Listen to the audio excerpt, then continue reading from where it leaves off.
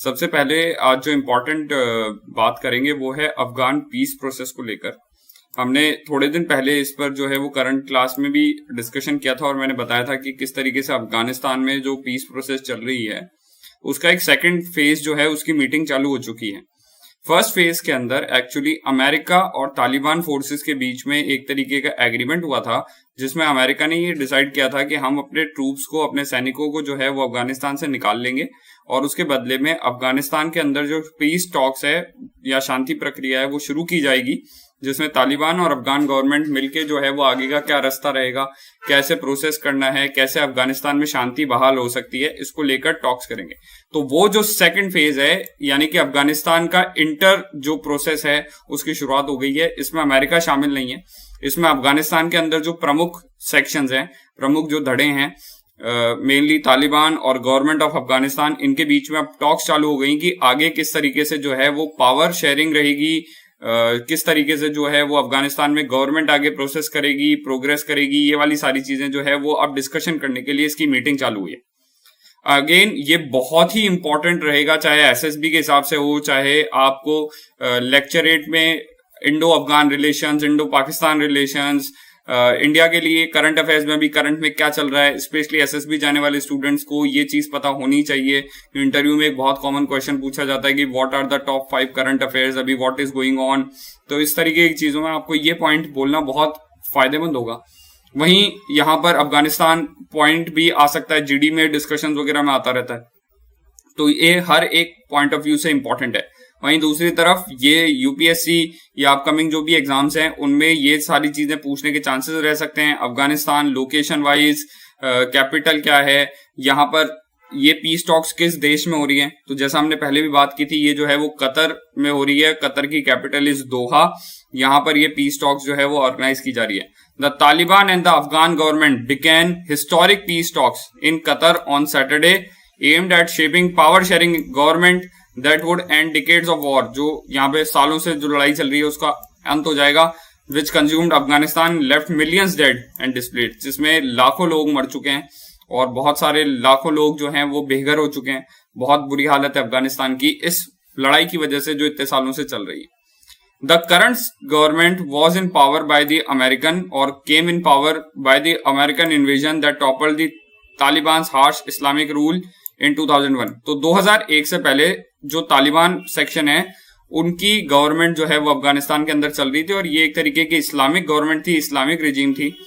और जब अफगानिस्तान के अंदर 2001 में 9/11 जो अटैक हुआ था ट्विन टावर्स पे अमेरिका में, उसके बाद में अमेरिका ने अफगानिस्तान के अंदर डायरेक्टली अपनी फोर्सेस को, अपने सेनाओं को भेजा और तालिबान की सरकार को वहां से एक तरीके से हटा दिया। और उसके बाद अमेरिका ने वहां पर इलेक्शंस करवाए और एक सरकार बनाई जिसके अभी प्रेसिडेंट अशरफ घानी है। तो यहाँ पर जो है वो इस सरकार पे लोगों का या तालिबान का जो है वो ट्रस्ट नहीं है। उनका ये मानना है कि ये गवर्नमेंट जो अभी प्रेजेंट में अफगानिस्तान के अंदर है वो जो है वो अमेरिका की बनाई भी है, अमेरिकन गवर्नमेंट है और इस अमेरिकन गवर्नमेंट पे वो लोग ट्रस्ट नहीं कर पा रहे। इंपॉर्टेंट लीडर्स जो इस टॉक्स में शामिल होंगे दोनों साइड से, उनके कुछ एक नाम है जो बहुत इंपॉर्टेंट है। अब्दुल्ला ये एक बहुत इंपॉर्टेंट लीडर है। इन्होंने अफगानिस्तान के प्रेसिडेंट की पोस्ट के लिए इलेक्शन लड़ा था। हालांकि इलेक्शन जो है वो आखिरकार ये हार गए। फिर उन्होंने डिस्प्यूट किया था रेज। इन्होंने कहा कि इलेक्शन में जो है फेयर ढंग से वोटिंग नहीं हुई है, धांधली हुई है, अशरफ घानी ने प्रॉब्लम क्रिएट की है वगैरह जो भी चीजें हुई।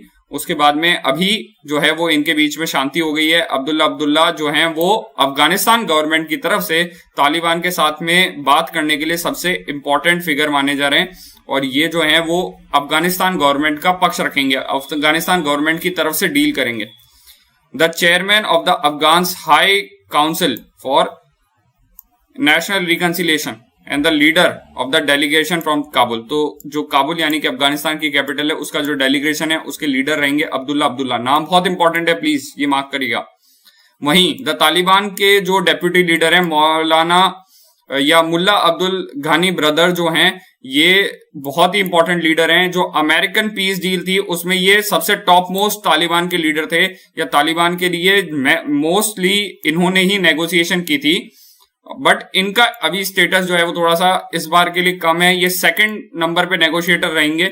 हालांकि आपको ये नाम बहुत इंपॉर्टेंट है, ये ध्यान होना चाहिए। मुल्ला अब्दुल गानी बरादर जो हैं ये बहुत इंपॉर्टेंट लीडर है तालिबान के, और ये सेकंड मोस्ट इंपॉर्टेंट लीडर है इन टॉक्स में, अमेरिकन टॉक्स में टॉप लीडर थे। वहीं गवर्नमेंट की साइड से 20 जने इसमें पैनल में शामिल होंगे, जिसमें 3 वुमेन भी हैं, क्योंकि वुमेन राइट्स को लेकर वुमेन जो विमेन जो अफगानिस्तान के अंदर हैं उनके लिए एक प्रॉब्लम है, चैलेंज है कि तालिबान की गवर्नमेंट के टाइम पे जो 2001 से पहले थी, पिछले 20 सालों में उनके जाने के बाद में अफगानिस्तान में वुमेन की राइट को लेकर या विमेन राइट्स को लेकर जो है वो थोड़े बहुत आजादी, थोड़ी बहुत फ्रीडम वगैरह जो है वो इनको मिली है, बट तालिबान रिजीम में ऐसा नहीं था, जिसकी वजह से इन महिलाओं को डर है कि तालिबान गवर्नमेंट अगर वापस आती है तो इसकी वजह से इनको जो अधिकार मिले हैं, जो राइट्स मिले हैं, वो वापस छिन सकते हैं, जा सकते हैं। इसीलिए ये लोग जो हैं वो इस चीज को लेकर परेशान है, और इस टीम में अफगानिस्तान गवर्नमेंट को अच्छा मानना चाहिए कि उनने जो है वो वुमेन को भी या वुमेन को भी रिप्रेजेंटेशन दिया है। The Taliban team include some of the delegates who negotiated with United States. जैसा मैंने कहा, तो अभी हमने मुल्ला बरादर का नाम देखा था, वो अमेरिका के नेगोशिएशन में शामिल थे, उनको यहां भी शामिल किया गया। वहीं जो मेन नेगोशिएटर रहेंगे तालिबान की तरफ से, उन्होंने एक मेजर नया चेंज लाया है, वो है मौलवी अब्दुल हकीम हक्कानी। इनको जो है वो शामिल किया गया है। ये एक रिलीजियस स्कॉलर हैं और ये तालिबान नेटवर्क की ओर से जो है वो इस्लामिक कोर्ट्स को रूल करते थे, या इस्लामिक कोर्ट में सबसे हाई जज होते थे। ये जो है वो अफगानिस्तान गवर्नमेंट के साथ मेन नेगोशिएटर रहेंगे, तो ये भी एक इंपॉर्टेंट नाम रहेगा। The direct negotiations between Afghanistan और तालिबान के बीच में ये क्यों हो पा रही है? बिकॉज यूनाइटेड स्टेट ने तालिबान के साथ एक डील साइन की थी, जिसमें अफगानिस्तान से अमेरिका अपने सैनिकों को पीछे ले लेगा, और अफगानिस्तान जो है वो धीरे धीरे 5000 जो तालिबान के फाइटर्स हैं धीरे धीरे उनको छोड़ देंगे।